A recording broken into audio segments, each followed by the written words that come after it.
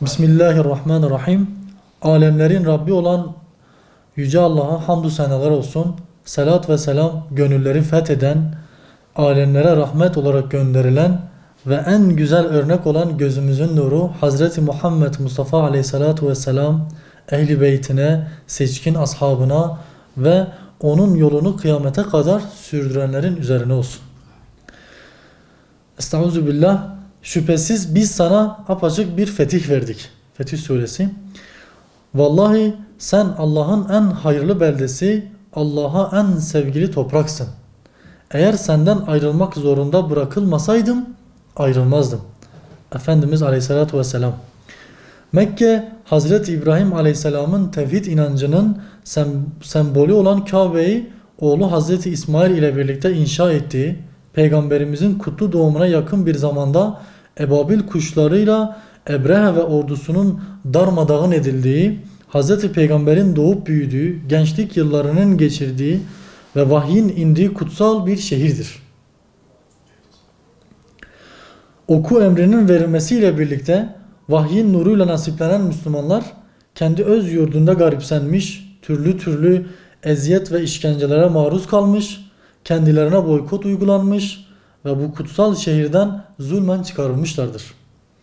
Peygamber Efendimiz Aleyhisselatü Vesselam'ın şu yeryüzünde bana en sevimli yer dediği bu şehirden hicret etmek zorunda bırakıldı. Ancak Yüce Allah kutlu bir fethiyle Habibine Mekke'yi fethetmeyi nasip etti. Böylelikle Mekke'de putlar alaşağı edilerek Kabe-i Muazzama tümüyle şirkten arındırıldı. Hakkın galip, batılın zail olduğu bu fetihte İslam ile insan arasına giren tüm engeller bertaraf edildi. Fetih sadece toprakları, sınırları genişletmek değildir. Aynı zamanda gönülleri de fethetmektir. Fetih, sömürgecilerin yaptığı yağma, yıkma ve yakma eylemlerini barındıran bir işgal eylemi değildir. Aksine insanları hem dünya hem de ahiret saadetine kavuşturan bir ihya ve inşa hareketidir. Fetih, zulüm ve sömürü sistemleri karşısında adaleti tesis etmektir.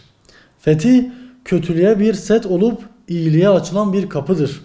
Fetih ile beraber insanların akıl, can, mal, din ve neslin güvenliği güvence altına alınır.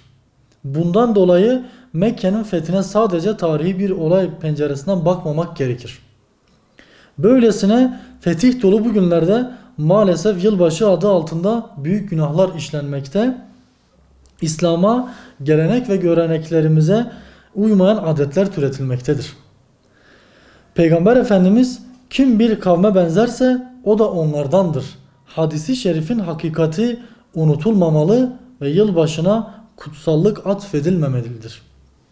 Yılbaşı Müslümanlar için miladi takvimin başlangıcından öteye ne dini ne de kültürel bir anlam ifade etmez. O günde her gün yapılması gerektiği gibi ömür sermayesinden geçen her günün muhasebesi yapılır ancak. Bu münasebetle Mekke'nin fethi yıl dönümünde bu kutlu fethi yad ederek bu ruhla tekrar dirilmeyi, gönülleri fethetmeyi, İslam aleminde de zaferlerle dolu günlerin müjdecisi olma ümidiyle Yüce Rabbimizden hayırlara vesile olmasını dileriz.